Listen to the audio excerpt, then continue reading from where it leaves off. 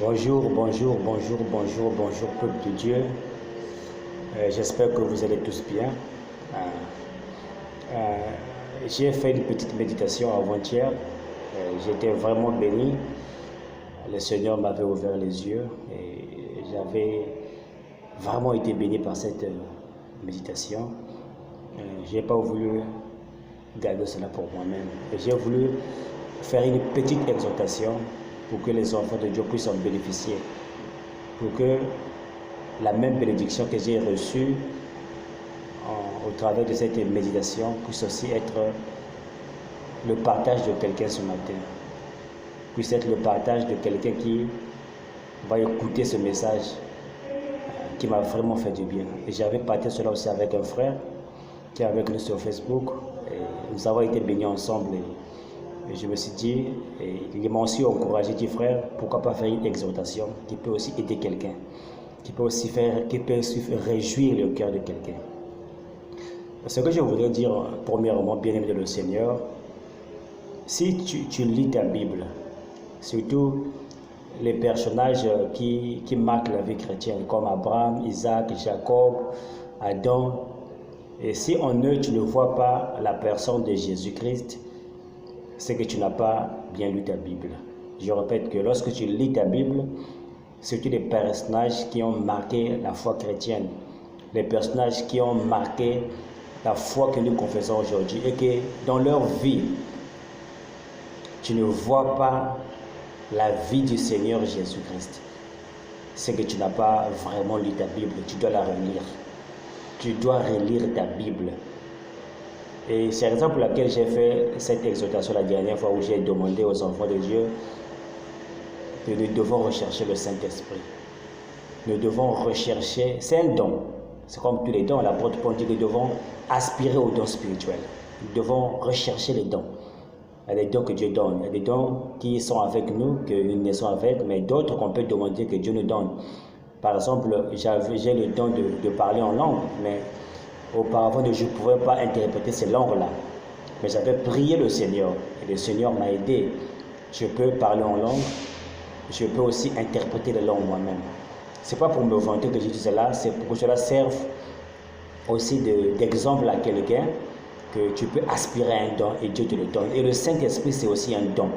L'apôtre Pierre le dit dans le livre des Actes, au chapitre 2, il dit que la promesse est pour vous et pour vos enfants. Vous recevez, il dit que repentez-vous de vos mauvaises voies et baptisez-le au nom de Jésus et vous recevrez le don du Saint-Esprit. Car la promesse est pour vous et pour vos enfants, en aussi grand nombre que le Seigneur notre Dieu les appellera.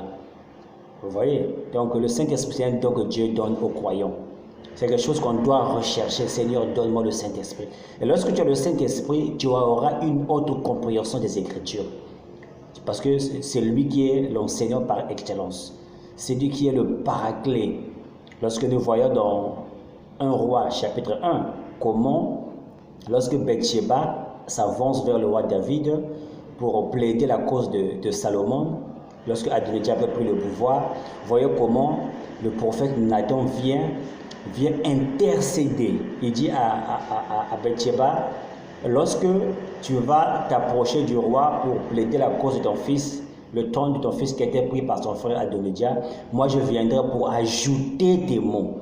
Voyez, donc le Saint-Esprit, c'est l'aide du croyant. Le Saint-Esprit, c'est l'accompagnateur du croyant.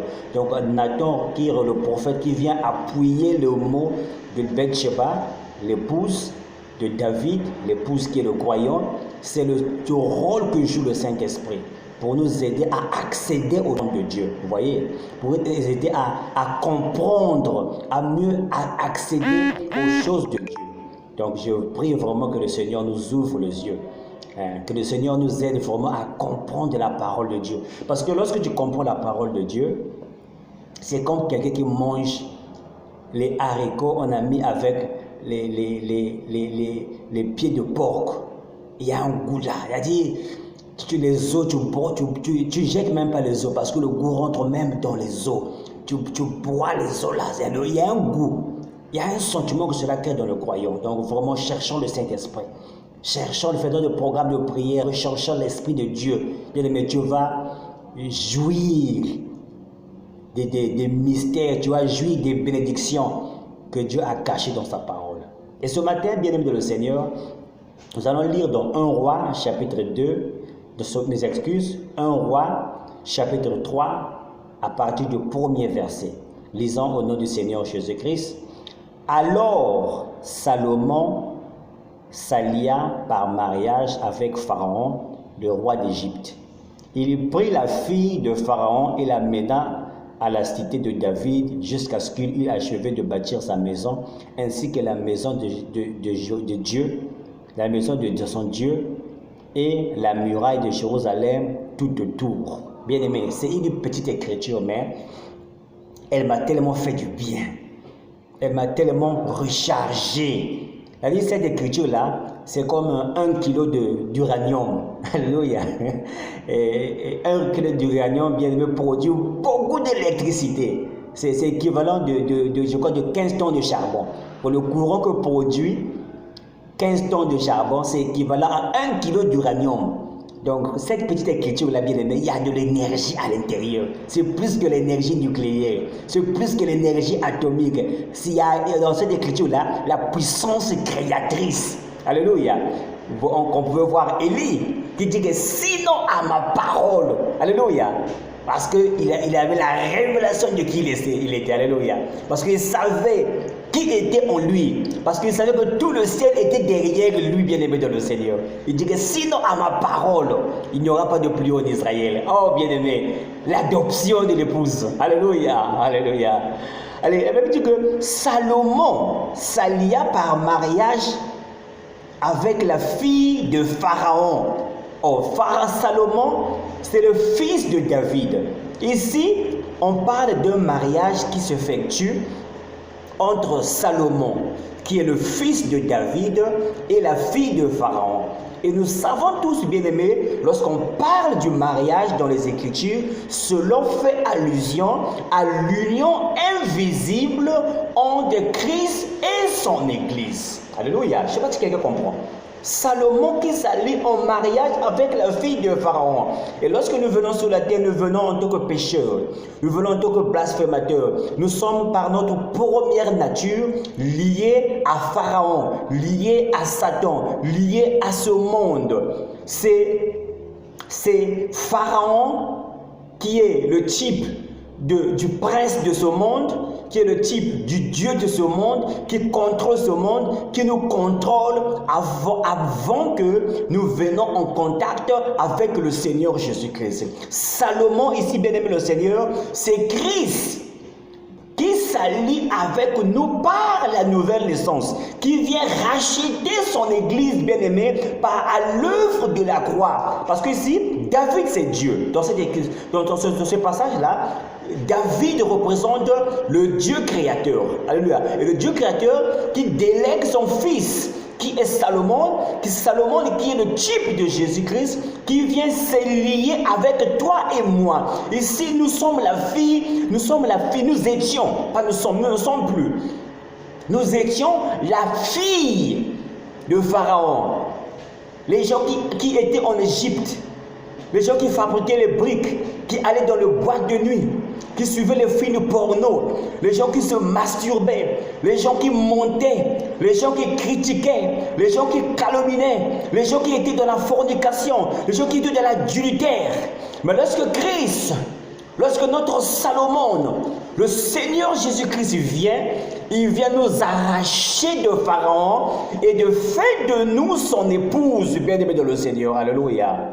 Et ce que l'apôtre Paul illustre dans le livre de Corinthiens, où il dit que le mariage dont je vous parle, ce n'est pas seulement entre l'homme et sa femme, mais c'est l'union entre Christ et son Église. Salomon est la fille de Pharaon, c'est l'union entre Christ et son Église, bien-aimé dans le Seigneur. Alléluia. Repartons la parole. Il dit, il prit la fille de Pharaon. Christ a pris du monde, bien-aimé. Il a fait de toi son épouse. Alléluia. Quelle joie immense. Tu es la femme de Jésus-Christ. Tu es l'épouse de Jésus-Christ. Tu es la femme de Pharaon. Tu n'es plus dans la famille de Pharaon. Tu n'es plus tu ne fais plus partie de ce monde, mais tu fais partie de la famille de Jésus-Christ. Parce que tu es marié à Salomon. Parce que tu es marié à Jésus-Christ. Parce que Jésus-Christ l'a bien dit. Aujourd'hui, il y a plus que Salomon. Donc, nous, on est mariés à quelqu'un qui est plus que Salomon. Or, ici, Salomon était le type de Seigneur Jésus-Christ. Mais si aujourd'hui, bien aimé, nous sommes mariés à quelqu'un qui est plus que Salomon, c'est le roi de gloire. Alléluia. C'est le plus beau d'entre Dieu pour mon âme. C'est le Seigneur Jésus-Christ, le roi de gloire. Alléluia. Que ton nom soit béni. Et la Bible dit que il l'amena à la cité de David. Alléluia. J'aime cette partie-là. Il prend la fille de Pharaon. Il enlève du règne de Pharaon, il fait de la fille de Pharaon son épouse et il l'amène dans la cité de David. Lorsque un chrétien est né de nouveau, il peut être dans ce monde. Lorsqu'un croyant, une croyante est lié par mariage au Seigneur Jésus-Christ, il peut être sur la terre, mais il n'est plus de ce monde. Comme Jésus a dit que vous êtes dans le monde, mais vous n'êtes pas du monde. Tu es sur la terre, mais tu vis dans une autre atmosphère spirituelle qui est seulement visible aux gens qui ont des yeux spirituels. Tu commences à vivre le surnaturel parce que tu fais partie d'un royaume qui n'est pas de ce monde. Bien que ton corps physique te lie à être sur cette terre, parce que tu as ce corps de chair, mais ton esprit a été transformé, qui a été transfiguré, qui a été modifié par la présence de l'Esprit de Dieu en toi. Tu ne fais plus partie de ce monde. Tu es maintenant dans la cité de David. Tu fais maintenant partie du royaume de Dieu, bien-aimé de le Seigneur. Tu fais partie, bien-aimé, des gens qui vivent le surnaturel. Donc Jésus-Christ nous enlève du royaume de Pharaon, nous enlève du règne de Pharaon et il nous met dans une autre dimension qui est le royaume des cieux. Jésus a dit que le royaume de Dieu est parmi vous. Le royaume de Dieu est parmi vous. Alléluia. C'est dans cette atmosphère que vit un chrétien qui est né de nouveau. C'est dans cette atmosphère que vit un croyant qui a donné sa vie au Seigneur Jésus-Christ. C'est une atmosphère que vit le croyant. Donc lorsque Jésus te prend de ce monde-là, il te met dans cette dimension-là. Et la Bible déclare, ainsi, mes excuses, il amena à la cité de David jusqu'à ce qu'il eût achevé sa maison. Oh, bien-aimé, Jésus, la parole. Bien-aimé, il y a un goût de la parole. Lorsque Dieu te fait grâce de comprendre la parole, il y a un goût. Tu as envie de lire et de lire. Il dit qu'il a pris la fille de Pharaon, il l'a menée dans la cité de David parce qu'il était en train de construire sa maison. Qu'est-ce que Jésus nous dit dans le livre de Jean? Il dit que je m'en vais vous préparer une place. Alléluia. Jésus a payé le prix. Il nous a racheté du royaume des ténèbres pour nous mettre dans le royaume de son Père. Alléluia. Comme l'apôtre Paul nous l'explique, il nous a racheté de ce siècle mauvais pour que nous puissions être les enfants de la lumière, pour que nous puissions être les enfants qui font partie d'un nouveau royaume, bien le Seigneur. Mais ce n'est pas là la fin. La mission est que Salomon était en train de bâtir une maison. Donc il a d'abord mis la fille de Pharaon dans une autre dimension. Ce qui se passe lorsque le croyant a donné sa vie au Seigneur Jésus-Christ. Jésus a dit, je m'en vais vous préparer une place. Lorsque j'en aurai fini, je reviendrai vous chercher. Alléluia. Et ici, on voit Salomon qui dit qu'il a pris la fille de Pharaon, il l'a placée dans une réalité spirituelle et il dit qu'il a laissé cette fille là-bas jusqu'à ce qu'il finisse de bâtir sa maison. Oh, bien-aimé de le Seigneur. Jésus a dit que je vais vous préparer une place. Lorsque j'aurai fini de préparer cette place-là, je reviendrai vous chercher pour que là où moi aussi je suis, vous serez aussi. Et ce que ici, c'est la raison pour laquelle je vous dis que Salomon, c'est le type du Seigneur Jésus-Christ.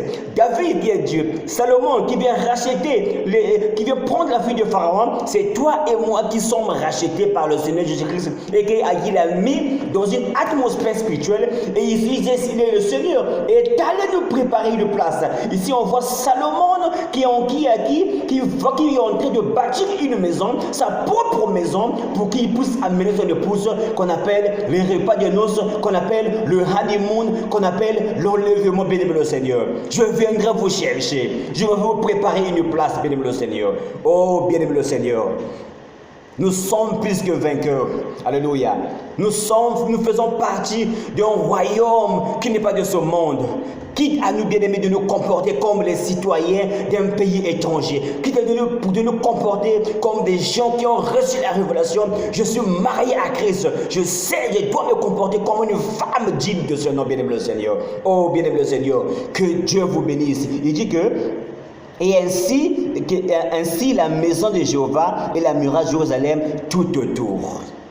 Les personnages bibliques que nous lisons, la plupart du temps, cachent la vie du Seigneur Jésus-Christ. Parce qu'en eux, ils avaient l'esprit de Jésus-Christ. Il était l'ombre de celui qui devait venir. Or, celui qui devait venir, le parfait, c'était Christ. Toutes ces personnes, depuis Adam jusqu'à Malachie, c'était l'ombre. C'était l'ombre. En eux, il y avait l'esprit de Christ. Mais ils nous montraient quelque chose de permanent était en train de venir. Ils étaient l'ombre de quelque chose de permanent qui était le Seigneur Jésus-Christ. Et notre véritable mari, c'est le Seigneur Jésus-Christ. Il est venu, il nous a arrachés de ce monde, il nous a donné son esprit comme gage de notre salut, il nous a placés dans une réalité spirituelle et il est s'en aller. L'un de ce matin, il reviendra. L'un de ce matin, il reviendra, mon frère. Je ne sais pas quelle est la vie que tu mènes aujourd'hui. Je ne sais pas quel est le comportement que tu mènes aujourd'hui. Mais sache-le que tu es marié à quelqu'un. Tu es marié à une épouse fidèle. Il est parti, bien-aimé le Seigneur. Mais c'est quelqu'un qui ne ment pas. Bien ce matin, il va revenir. Il m'a dit que je reviendrai vous chercher, bien-aimé. Je reviendrai vous chercher, bien-aimé le Seigneur. C'est comme, bien-aimé, lorsque un homme a une femme, il est au Congo, et il a eu le visa. Il a dit à sa femme, attends-moi, je vais aller chercher. Lorsque j'aurai les moyens possibles, je viendrai pour te chercher. Vous voyez cette femme-là, lorsqu'il voit comment la France est belle, il voit comment les États-Unis est belle, il voit comment le Canada est beau, elle va commencer à bien se comporter. Parce que si le mari a un mauvais rapport de ce que la femme est en train de faire au pays, le mari risque de cesser avec le mariage. Le mari risque de dire que non, je ne veux plus te prendre, je veux prendre une autre épouse. Mais parce que tu veux aller là où ton mari est, tu vas commencer à bien te comporter. Tu vas commencer à bien te comporter avec la famille de ton mari. Tu vas commencer à bien te comporter avec les frères et les sœurs de ton mari. Tu vas bien te comporter ce qui concerne les affaires de ton mari. Bien-aimé, nous sommes la femme de Jésus-Christ, bien-aimé Seigneur. Nous devons nous comporter bien avec ses enfants, c'est nos frères et nos sœurs, avec ses serviteurs, avec son œuvre qu'il nous a confiée, bien-aimé Seigneur. Parce que lundi ce matin, Salomon va finir sa maison et il va revenir nous chercher, bien-aimé. Bientôt dans la douceur, nous nous rencontrerons sous cette rive. Bientôt dans la douceur, nous nous rencontrerons sous... Oh, très bientôt, bientôt dans la douceur, nous nous rendons. Salomon est en train de bâtir la maison, bien-aimé. Le Seigneur Jésus-Christ est en train de bâtir, bien-aimé, un endroit pour toi, une place pour toi. Il y a beaucoup de demeures dans la maison de mon Père. Ce n'était pas ainsi, je ne vous l'aurais pas dit, mais je reviendrai vous chercher. Là, ce matin, mon frère, le Seigneur reviendra, mon frère. Si aujourd'hui, le Seigneur peut prendre ta vie, mais sache-le que tu dois être en ordre. Si tu meurs en Jésus-Christ. Si tu vis en Jésus-Christ.